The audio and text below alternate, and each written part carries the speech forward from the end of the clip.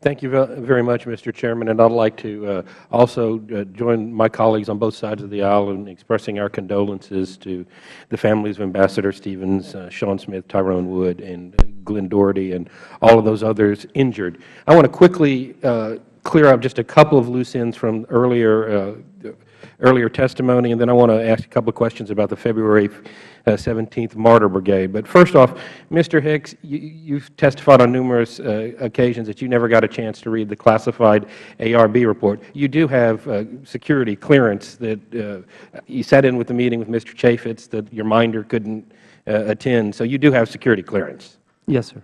All right. And then, Mr. Thompson, you testified and answered the question as to why the FEST team, your response team, was not deployed. One of the things you heard was it might not be to a safe location. Do you guys train to deploy to Canada or the Caribbean islands or other safe locations, or are you trained to respond to hotspots? Hotspots. And would there have been any reluctance on the part of you or any of the men or women in your organization to go to Libya or anywhere in the world that you were needed to protect Americans? I hang out with a very noble and brave crowd. The answer is no. I didn't think so. And then, Mr. Hicks, I want to talk a little bit about what was going on in Libya at the time. There had just been a revolution. We had a newly elected president, democratically elected. We were involved through our NATO partners in that. This was probably a win for the United States. We had a friendly government, a relatively friendly government going in, and then we all but make the new president out. We throw him under the bus on the Sunday shows. And you testified that that may have been one of the reasons the FBI was slow getting in. Do you think it overall damaged our relationship beyond that with Libya? It complicated things for that period of time, I think, particularly with respect to the FBI mission. But the Libyan people, as a poll released by Gallup right before 9/11 attests, valued our relationship highly. In fact, higher than almost any other Arab country. It was over 50% of the population. And isn't that one of the reasons Ambassador Stevens went to Benghazi on that fateful day, is to continue to show our support for what was going on in Libya at the time? Absolutely, especially to the people of Benghazi.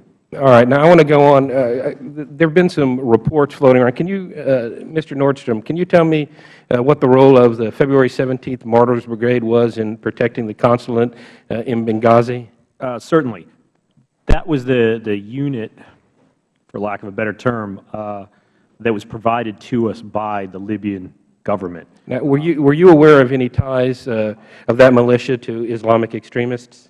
Absolutely. Yeah, we had that discussion on a number of occasions, the last of which was when there was a Facebook posting of a threat that named Ambassador Stevens and Senator McCain, who was coming out for the elections. That was in the July timeframe. I had met with some of my agents and then also with some annex personnel. We discussed that.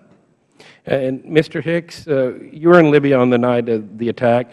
Do you believe the February 17th militia played a role in those attacks, was complacent in those attacks? Certainly elements of that militia were complicit in the attacks. The attackers had to make a long approach march through multiple checkpoints that were manned by February 17 militia. All right. Now, okay, I'm going to, Mr. Hicks, Mr. Nordstrom, I'm going to ask you both this question. I'm stunned that the State Department was relying on a militia with extremist ties to protect American diplomats. That doesn't make any sense. How does that happen? You mean like in Afghanistan, where Afghanis that are working with our military that are embedded and turn on them and shoot them, or Yemen, our embassy was attacked in 2008 by attackers wearing police uniforms, or in Saudi Arabia, in Jeddah, we had an attack in 2004. The Saudi National Guard that was protecting our facility reportedly ran from the scene, and then it took 90 minutes before we could get help. With pretty high unemployment in the United States, I would imagine there's some people that would be willing to take it, Americans that would be willing to take those jobs overseas. We couldn't agree with you more, but unfortunately, as I said earlier, one of the things that we ran into, that was the best bad plan. That was the unit that the Libyan government had initially designated for VIP protection. Well, it was very difficult to extract ourselves from that. I certainly hope that these hearings will result in us not having to rely on the best of bad plans, and we can use folks like Mr. Thompson and his group for what they were intended and secure our personnel. I see I'm out of time, Mr. Chairman.